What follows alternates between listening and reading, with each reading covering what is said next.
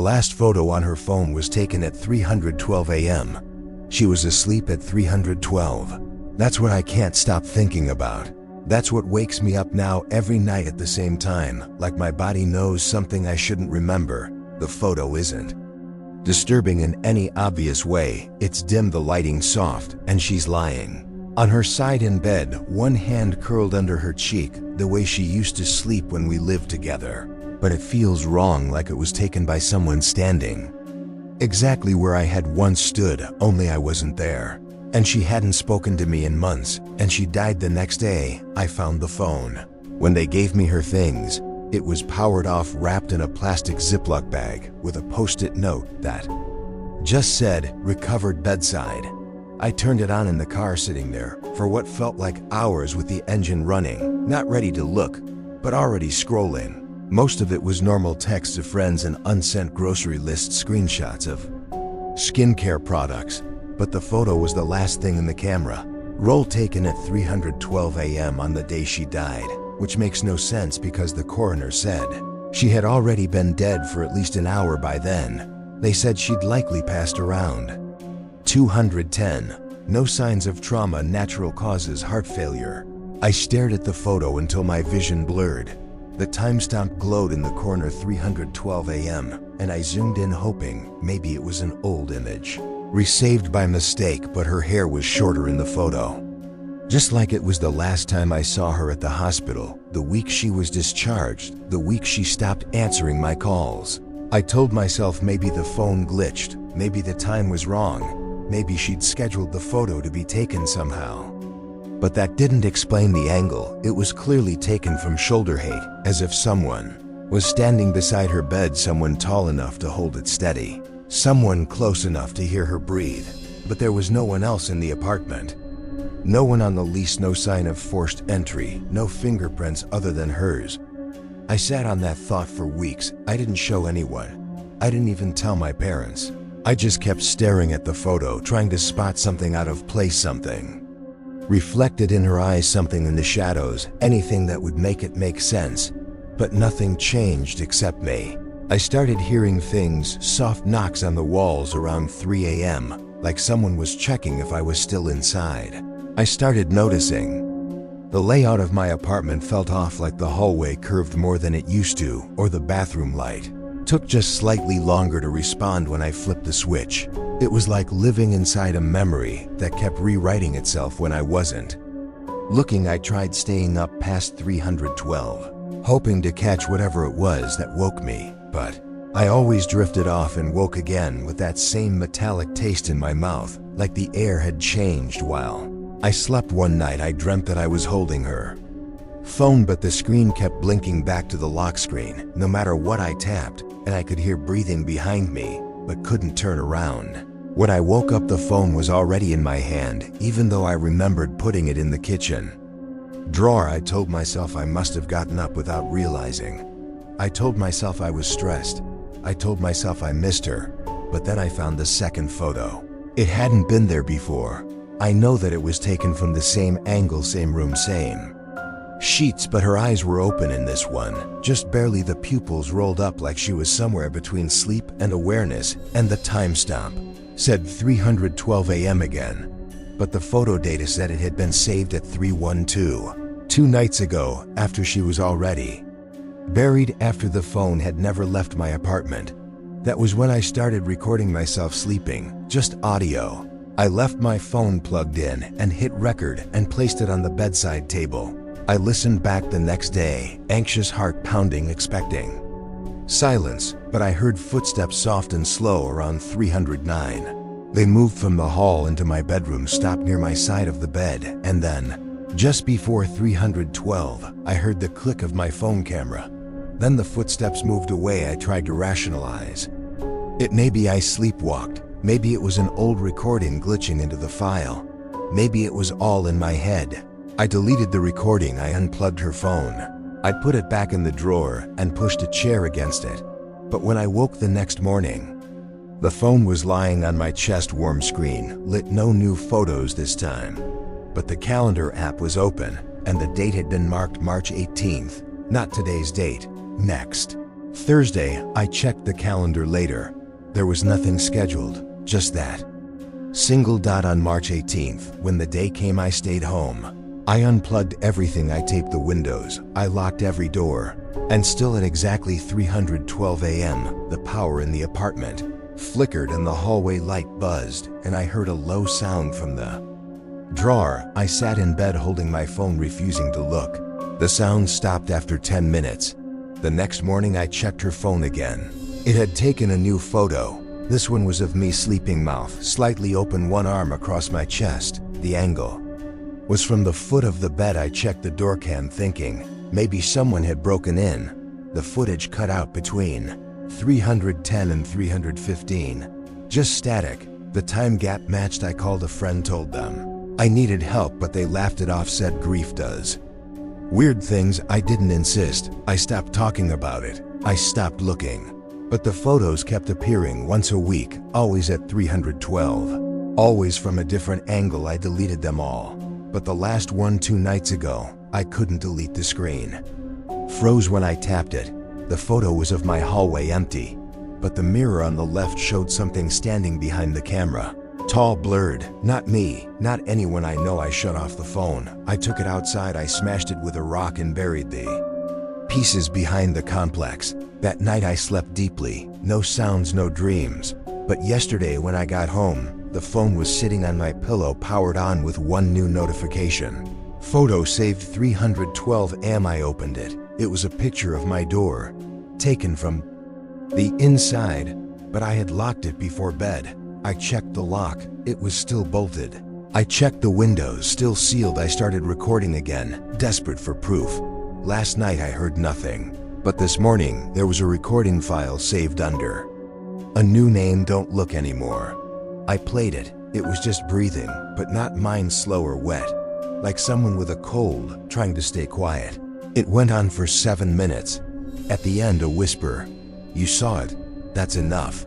I don't know what I'm supposed to do. I haven't slept in 2 days. I keep seeing movement in the mirror, not reflections, movement. Like the room is still, but the mirror is lagging behind. I taped over the glass, but the outline keeps reappearing on the surface.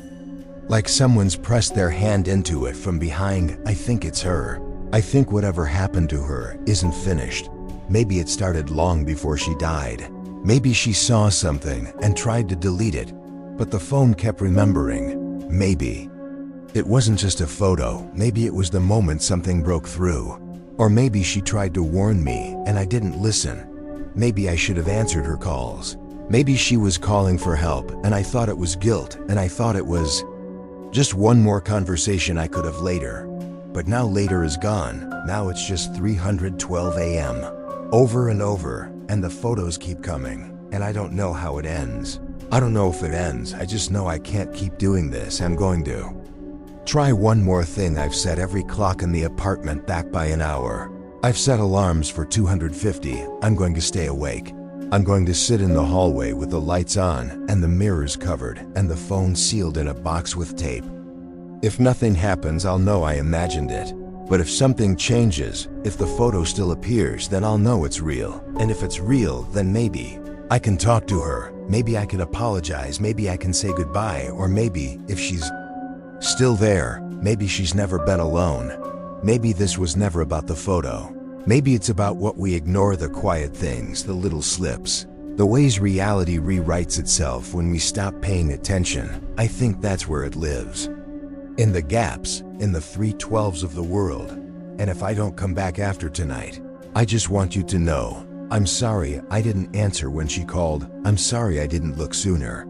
And if you ever find a photo on your phone you don't remember, check the time. If it says 312 am, don't try to delete it. Don't turn off your lights. Don't look in the mirror. Just close your eyes, stay still and wait for it to pass. Because if it's your turn now, it's already inside the frame.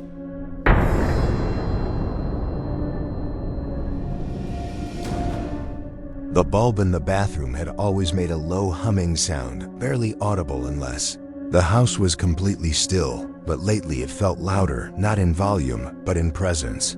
Like it wasn't just noise, but intention, as if something waited behind That sounds something watching from a layer beneath it, and I told myself it was just age. The wiring, the kind of thing you put off fixing until the wall swells or something sparks.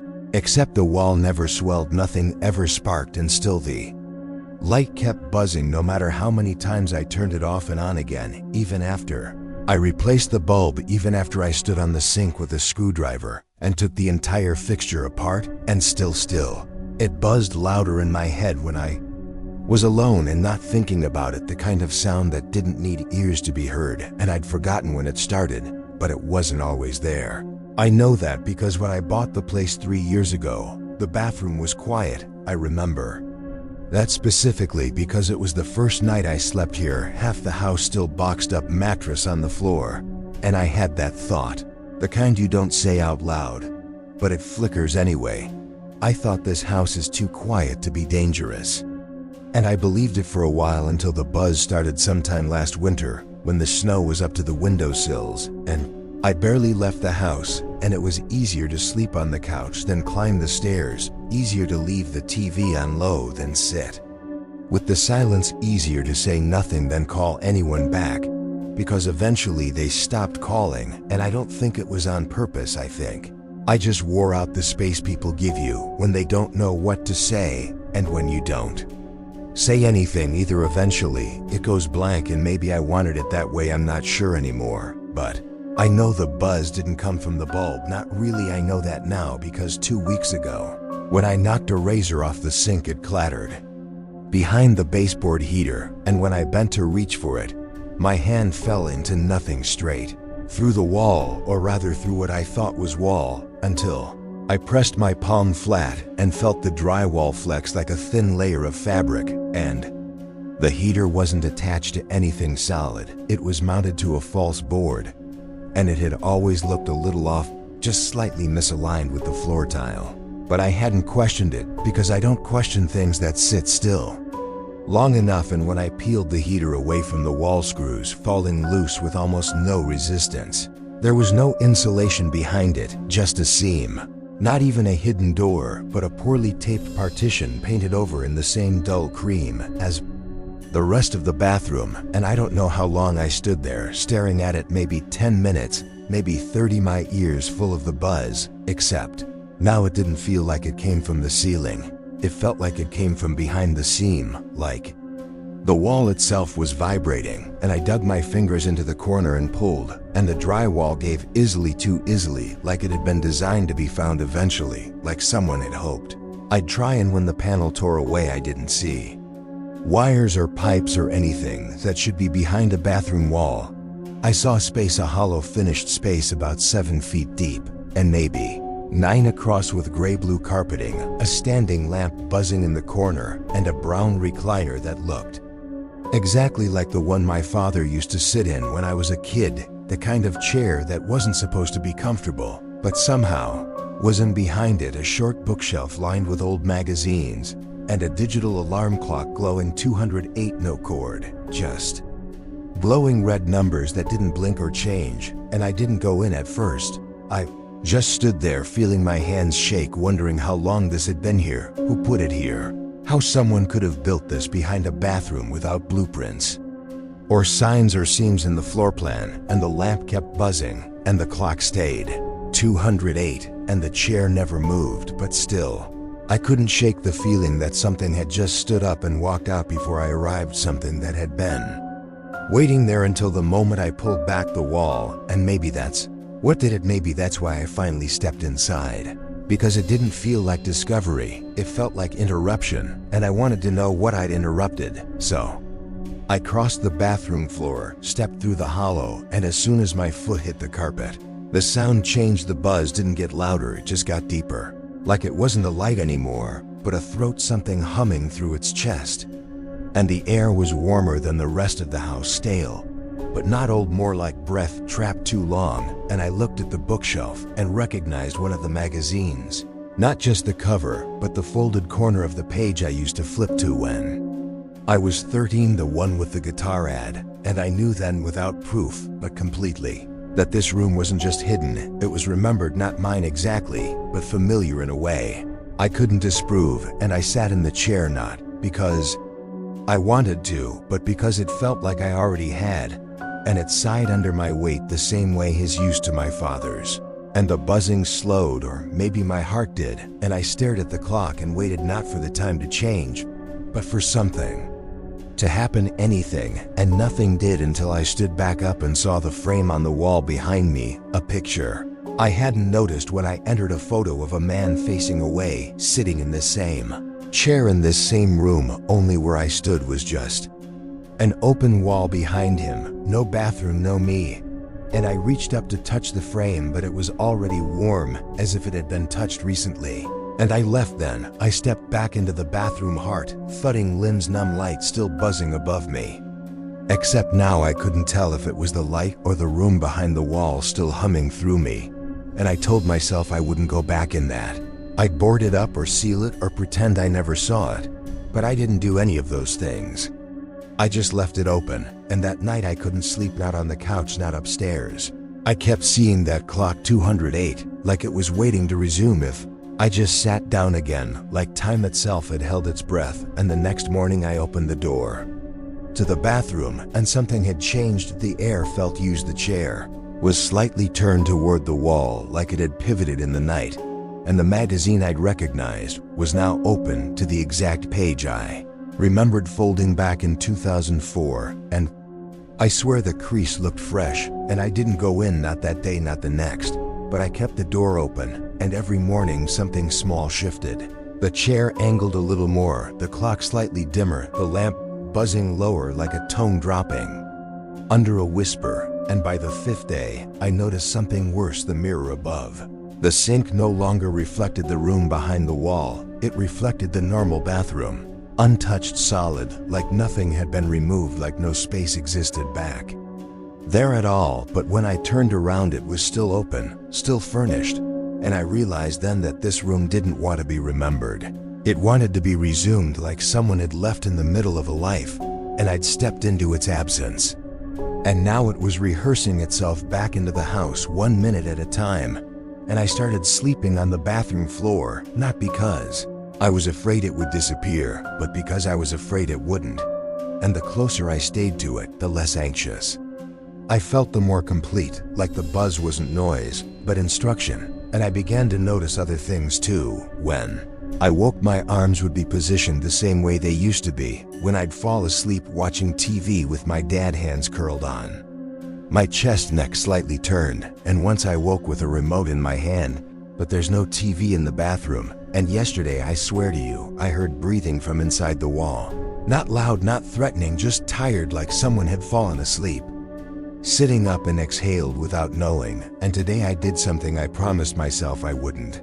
I moved the recliner, and underneath, it was a shallow indentation in the carpet, perfectly oval shaped, like a foot press, like someone had sat there for years and never got up fast. And I slid my own foot into the dip, and it fit. Not exactly, but closely enough to make my stomach tighten.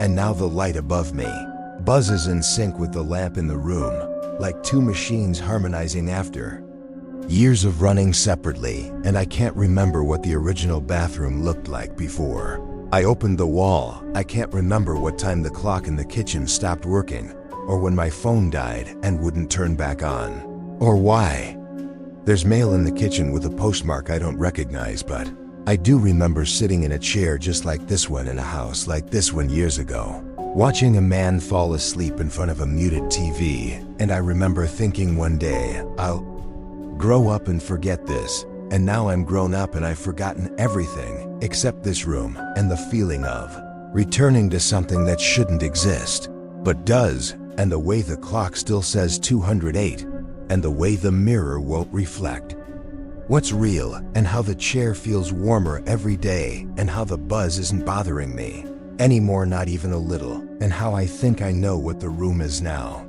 It's not hidden, it's paused, and I wasn't supposed to find it. I was supposed to remember it, and now that I have, I can't leave it again. And maybe I never did. Maybe I only dreamed I left, and everything since was just a room waiting, the chair waiting, the hum growing like moss under the surface of a brain I thought was mine. And when I sit down tonight, and I will, I think the clock will start again, and time will resume where I left it, and I'll finally get to find out what happens after 208.